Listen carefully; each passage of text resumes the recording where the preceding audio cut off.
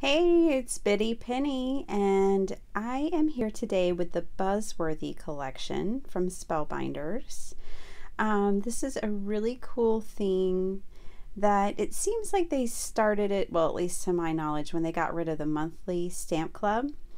And they put out a collection each month and they sell it together and then they break it up and you can buy it individually. This is the first one I purchased, and they come with these card kits to make 4 different cards, and they come with those project postcards that I was showing you. So I'm going to make those cards today, or at least versions of them. So I kind of started with the easiest and worked my way through them, thinking that y'all might appreciate that. This one was super easy and super cute. Yellow is my favorite color, so I love that bold yellow. If I wasn't sticking to the inspiration kind of more strictly on this, I probably would have embossed that sheet of yellow cardstock. I think I would have liked the card a little bit better had I embossed it, but that's just me and my personal taste. I like embossed paper. And I mean with like an embossing folder, just in case you didn't know. So the contrast here is just lovely. This is really easy to use. Lots of cool things came in the kit this month. It came with that spatula there on the right, some paint, some molding paste, I believe is what they call it, and just really neat. It came with 2 stamp sets, and I don't think this kit came with any die sets, but that's okay.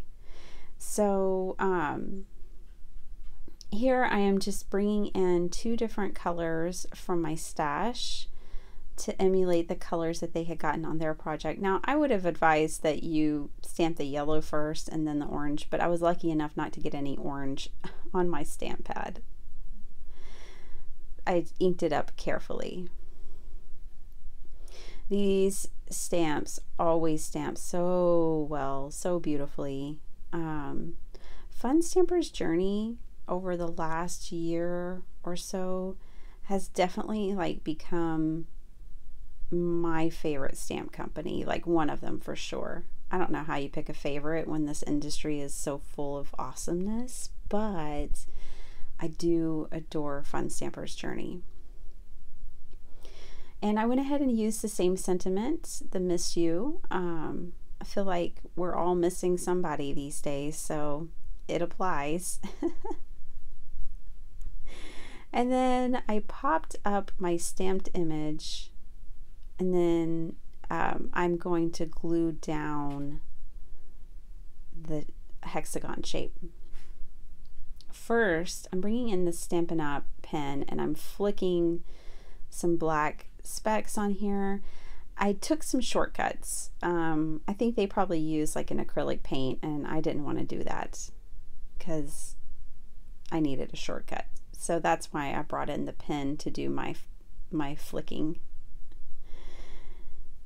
And then these really pretty white gloss enamel dots. They gave me 4. I used 4. I know that totally breaks up the rule of thirds, but we'll all survive. Like, we're gonna make it. It's gonna be okay. And I love the card. I think it's super cute. The last thing was to tape my card front to the card base. And this is actually some tape from the Spellbinders card kits that they do each month. I just take those out of the box and throw them in my tape box. So that's where I was pulling that from.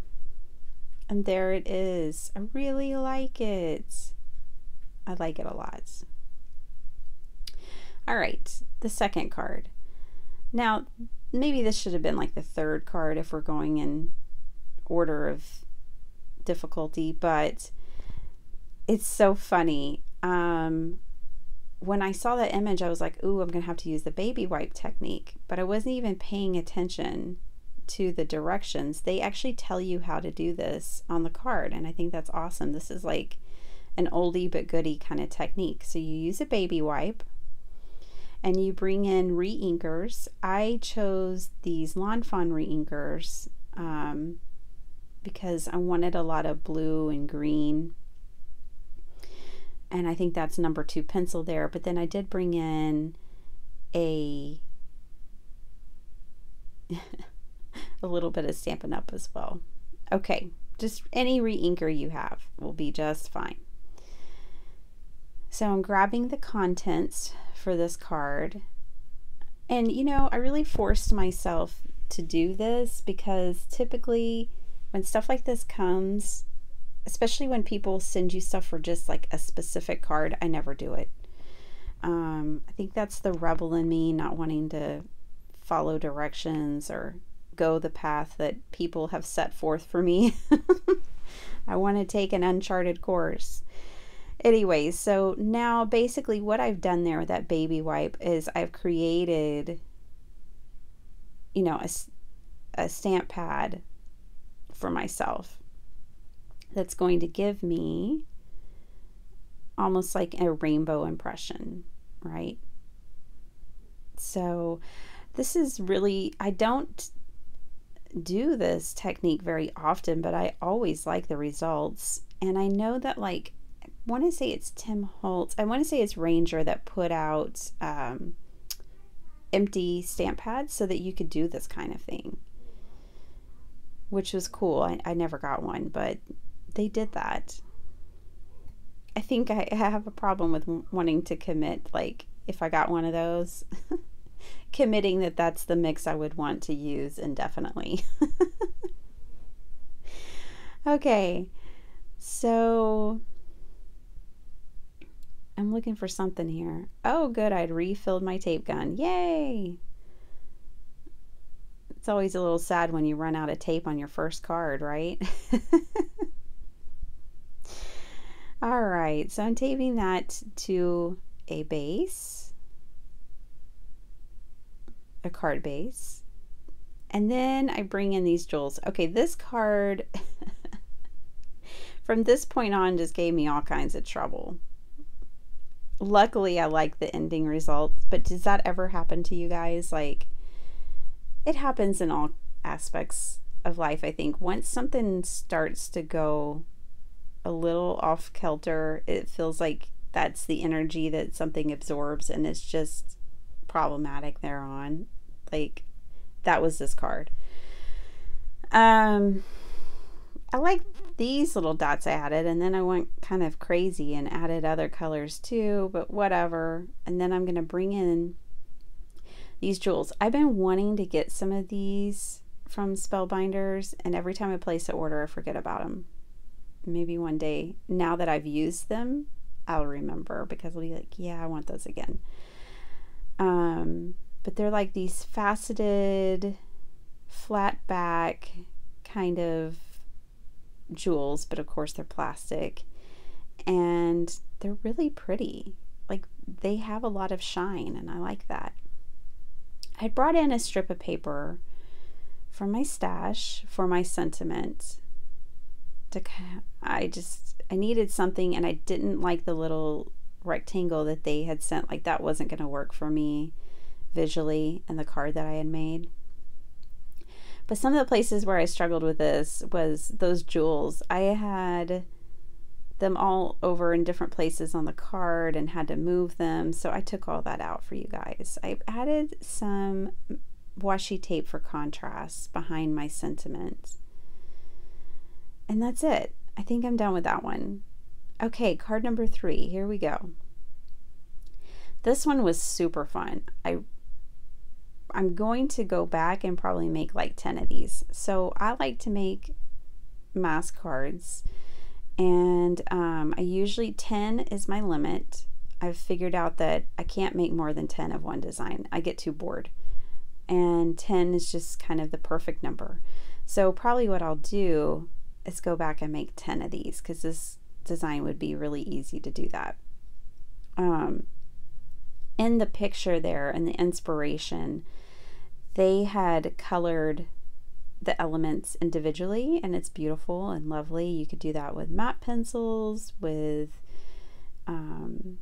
watercolor. You could do it with your markers. That's all great. But again, on the evening when I was making this, I wanted something quick. So I did ink smushing instead of coloring individual pieces. And again, if I were to make this card, a 10-pack of these cards, that's exactly what I would do.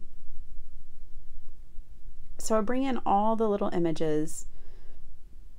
When you're making your own background, it's always best to start with your largest images, which those leaves were larger than the mushrooms, but I kind of wish I would have started with the mushrooms first because of their curvature and the broad, or sorry, they're not mushrooms. They're kind of like a brown-eyed Susan, or I don't know what you call them, but those wildflowers.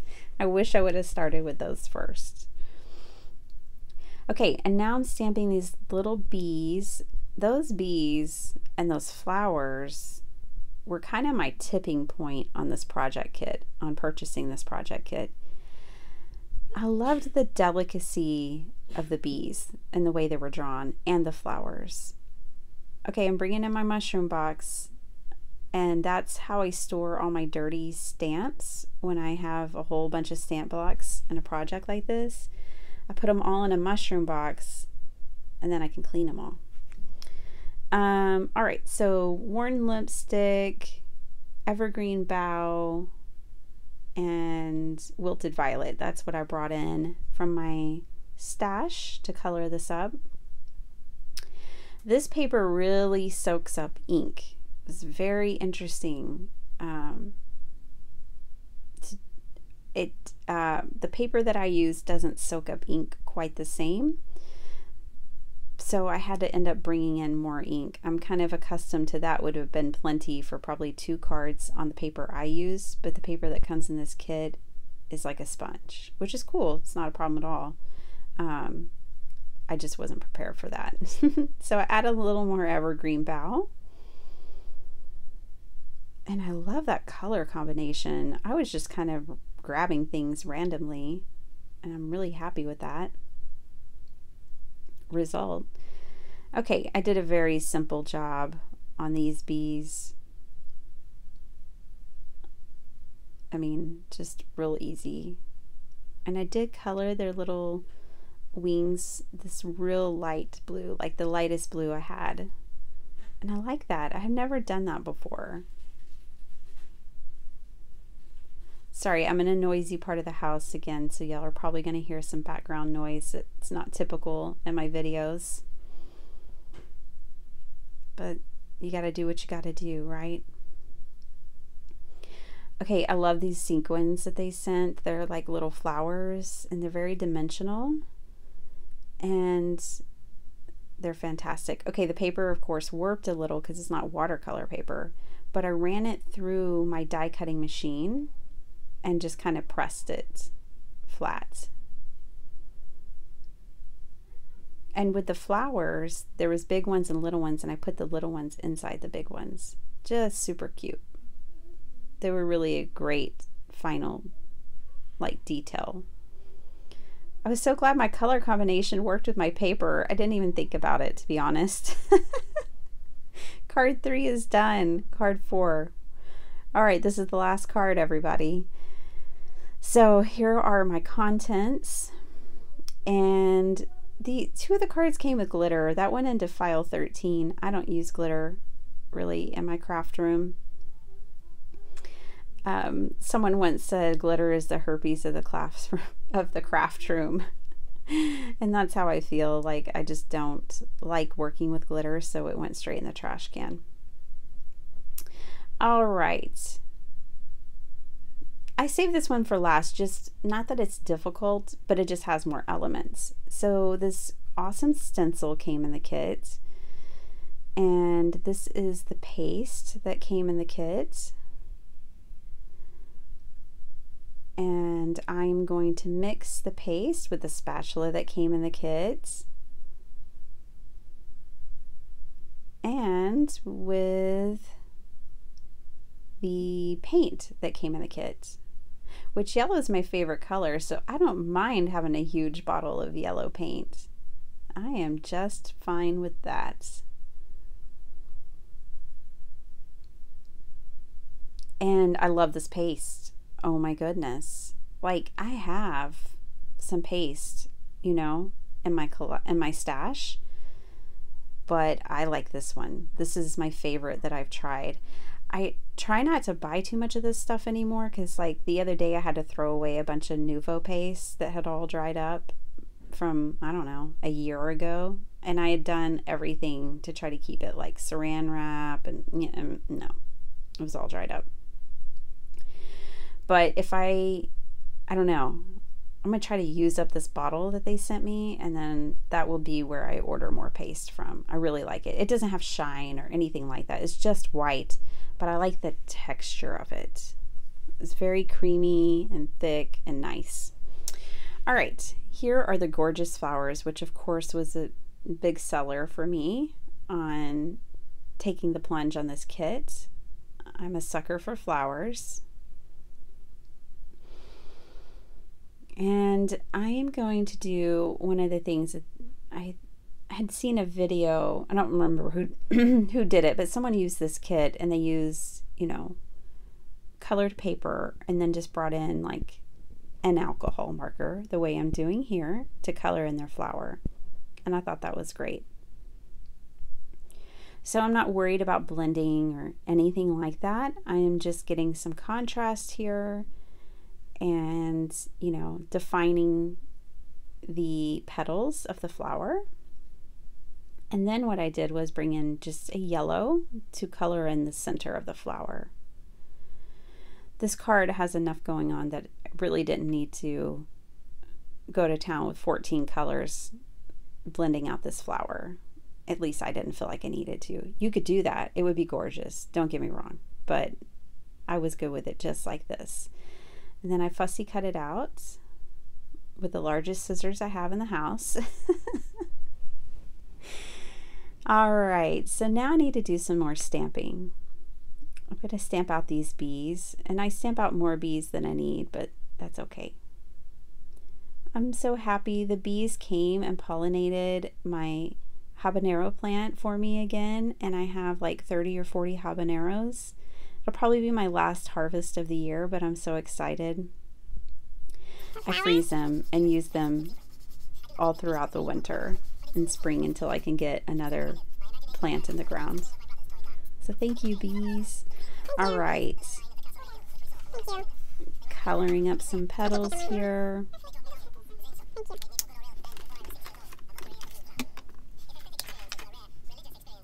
If y'all have not seen the November kit that Fun Stampers Journey is doing, oh, yes, I have it. It's coming, and I cannot wait. It's like Crazy Plant Lady, which that's me. Someday I'll film my garden, all of my flower beds, everything. I am the Crazy Plant Lady, and it's so funny. My husband, I have nicknamed him Dr. Shrub this year because he has just gone nuts planting. It is the sweetest thing. So I used to go and sit on the front porch because I landscaped the front of our house and have flower beds and just gorgeousness up there. So I go sit on our porch every evening and just relax and enjoy the beauty. And he's like, why do you always sit on the front porch? You know, how about our backyard? And I was like, well, the front yard's beautiful. It's filled with flowers. And that next weekend, he started a project that he's still not done with. It's been months. He's built me 3 flower beds, no, 5 in our backyard. He's planted all these flowering trees to go between our fruit trees that are back there. And he's building me the secret garden, you guys. It's just the sweetest, and it's just so lovely. And he's like, okay, well, now you can sit in the backyard if you want to, or the front yard, anywhere you like. There's flowers everywhere. Oh my goodness. Guys, and he doesn't get mad about my crafting. Like, he's so supportive. I married the love of my life, and I'm so grateful. So grateful. Okay, so back to the card. I heat embossed the sentiments. It didn't go well on one side, so I flipped the cardstock over and tried again. It says, "Hey honey." I loved that sentiment and really wanted to use it on this card. So popping up my little bees, I popped up that sentiment. And this one I kept pretty much the same as the inspiration guide. I really tried to stick to it for you guys. There are directions that come with the little postcards. I didn't follow them, but they're there. And these are the cards. I think they're so lovely. Now I need to play with the kit and do my own thing. But I wanted to show y'all projects that you could make that come in the kit. Alright, thanks so much for watching. I appreciate all of your time, and I hope you enjoyed the projects. Hit that like button for me, please. See you later. Bye.